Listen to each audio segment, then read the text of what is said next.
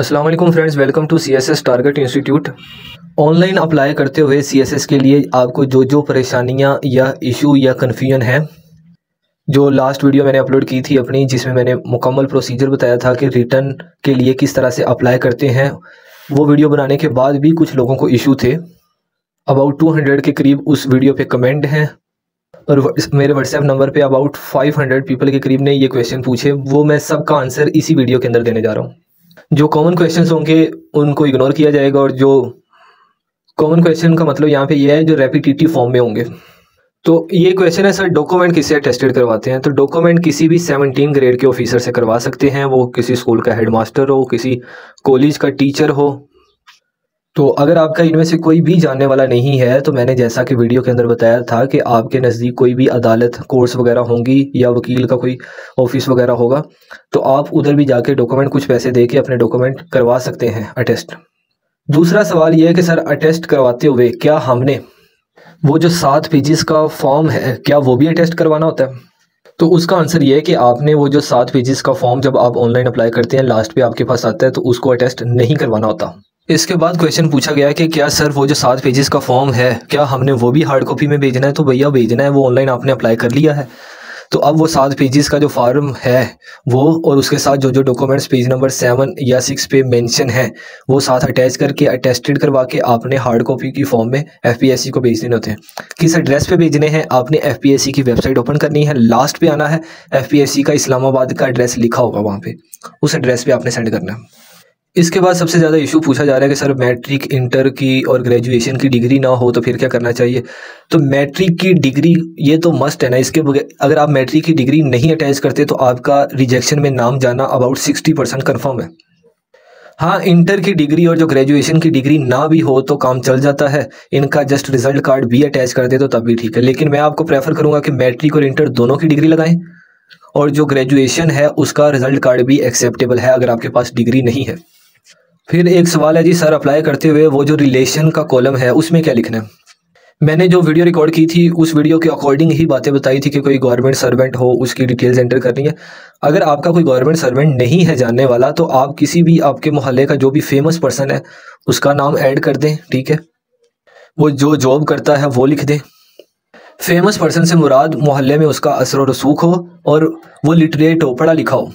फिर सवाल यह है कि सर अगर वो भी ना हो तो आप अपनी फैमिली में अपने फादर का, अपने भाई का जो पढ़ा लिखा है, जो आपका विटनेस है, अपने किसी फ्रेंड का जो आपके गली मोहल्ले के अंदर रहता है, वो आपका विटनेस हो, पढ़ा लिखा हो, वो आपको जानता हो, बस आपका वो गवाह हो, विटनेस हो, आप उसका भी ऐड कर सकते हैं। इसके बाद क्वेश्चन है कि सर आपने जब वीडियो बनाई ऑनलाइन की, तो लास्ट पेज पे, लास्ट पॉइंट पे आपने बताया कि 18 जनवरी है, तो ये कन्फ्यूजन है डेट की कि लास्ट डेट क्या है अप्लाई करने की। तो मैंने वहां पे भी बात क्लियर की थी, ऑनलाइन अप्लाई करने की 8 जनवरी लास्ट डेट है और हार्ड कॉपी भेजने की लास्ट डेट 18 जनवरी है। लेकिन आप ऑनलाइन अप्लाई 5 जनवरी या 5 जनवरी तक कर दें। उसकी रीज़न क्या है? कई दफ़ा होता है ये कि लास्ट डेट में FPSC की जो वेबसाइट है वो काम करना छोड़ देती है। तो काइंडली 5 जनवरी तक, 5 जनवरी तक आप क्या करें कि ऑनलाइन अप्लाई कर लें। बाद में जब लास्ट डेट पे आप अप्लाई करने बैठते हैं तब इशू होता है, वेबसाइट थोड़ी सी डाउन हो जाती है, सर्वर उसका डाउन हो जाता है। क्यों? क्योंकि उसके यूज़र ज़्यादा आ जाते हैं, तो फिर आपका ऑनलाइन अप्लाई रह जाता है, आपका चांस ज़ाया होने के भी चांसेस होते हैं। और जो हार्ड कॉपी है वो आप कोशिश करें 15 जनवरी से पहले सेंड करें।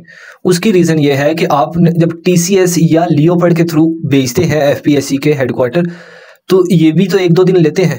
तो 18 जनवरी वाले दिन आपने सबमिट करवा दी, या 17 जनवरी को आपने सबमिट करवा दी, और 18 जनवरी तक इस्लामाबाद नहीं पहुंचती, तो आपका नाम रिजेक्शन लिस्ट में, आप पेपर नहीं दे सकेंगे, ठीक है? और अगर आप कहते हैं सर मैंने ये किया था और मुझे रोल नंबर स्लिप भी इशू कर दी, एडमिशन लेटर भी आ गया मेरा FPSC की वेबसाइट पे, तो ठीक है, आप उसके बाद जैसे ही एग्जाम देंगे, एग्जाम देने के बाद रिजल्ट आपका विद हेल्ड में चला जाएगा, रिजेक्शन लिस्ट में चला जाएगा कि इसकी हार्ड कॉपी लेट आई थी। अब रिजल्ट को, उसको इशू को सोल्व करने के लिए अलग से वीडियो है, अलग से पूरा एक प्रोसेस देखना पड़ता है। तो इन सब से बचने के लिए 15 जनवरी से पहले आपने अप्लाई करना है।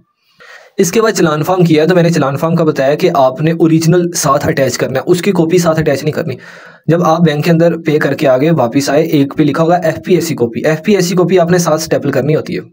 और जो कैंडिडेट कॉपी है वो आपने संभाल के रखनी होती है। वो रिटन एग्जाम जब होंगे, आपका एडमिशन लेटर, आपका आईडी कार्ड और वो चलान फॉर्म की वो जो कैंडिडेट कॉपी है वो आपके पास होगी, देन ही वो आपको बैठने देंगे। अगर कैंडिडेट कॉपी गुम हो जाती है देन भी आपका नाम रिजेक्शन लिस्ट में जा सकता है।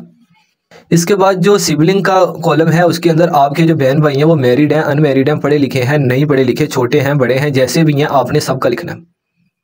इसके बाद सर मैं डिग्री क्या ज़्यादा अटैच कर सकता हूँ, मैंने मास्टर किया हुआ है, मैंने एमफिल किया हुआ है, तो आपकी मर्ज़ी, आप कर सकते हैं, लेकिन ग्रेजुएशन तक, क्योंकि ये जो पोस्ट है वो ग्रेजुएशन लेवल की है, तो आप ग्रेजुएशन लेवल तक की अगर आपके पास है तो अटैच करते हैं। अगर आप इससे मज़ीद अटैच करना चाहते हैं तो आप कर सकते हैं, लेकिन इस जॉब के लिए जो डिग्री आपको एलिजिबल बनाती है वो ग्रेजुएशन की है बस।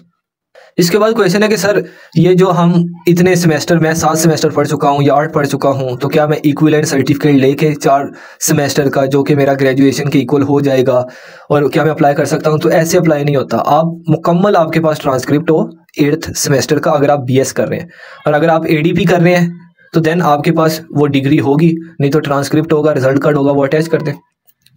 इसके बाद ऑनलाइन अप्लाई करते वक्त प्रोसीड नेक्स्ट और ये कंफर्म एंड अप्लाई का ऑप्शन कईयों का नहीं आ रहा, तो उसका सलूशन ये है कि आप जितनी भी डिटेल्स हैं लेफ़्ट साइड पे, या एजुकेशन रिकॉर्ड है, या आपके ग्रुप्स के बारे में है, या ऑप्शनल सब्जेक्ट है, ये सारी डिटेल्स एंटर करने के बाद चलान फॉर्म की जो डिटेल्स है वो सबसे लास्ट में एंटर होती है।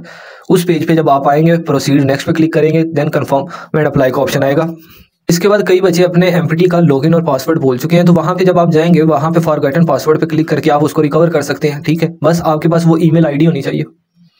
इसके बाद एक और क्वेश्चन था कि सर मैंने MPT में जब अप्लाई किया था ना, तो तब मेरा टेस्ट सेंटर और था, क्या मैं इस दफ़ा अपना टेस्ट सेंटर चेंज कर सकता हूँ? तो कर सकते हैं। जब आप, मैंने बताया कि जब आप सारी डिटेल्स एंटर कर लेंगे, लास्ट पे जब चलान फॉर्म की डिटेल्स एंटर कर रहे होंगे वहाँ पे लास्ट यही लिखा हुआ है टेस्ट सेंटर, तो आप टेस्ट सेंटर अभी जो है वो चेंज कर सकते हैं। ठीक है, वहाँ पे टेस्ट सेंटर जो भी आप चूज़ करना चाहते हैं वो करें।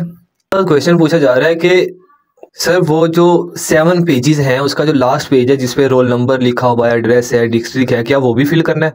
तो वो वैसे ही एम्प्टी रहेगा 7 पेज पे, पेज नंबर 7 पे आपने कुछ भी नहीं लिखना। ये वो क्वेश्चन थे जो सबसे ज़्यादा पूछे गए, मैंने सबके आंसर कर दिए। उम्मीद है आपको समझ आ गई होगी। मजीद क्वेश्चन है तो आप इसी वीडियो के नीचे कमेंट बॉक्स में कमेंट करें, आई विल आंसर। मिलते हैं नेक्स्ट वीडियो में, तब तक के लिए अल्लाह हाफिज़।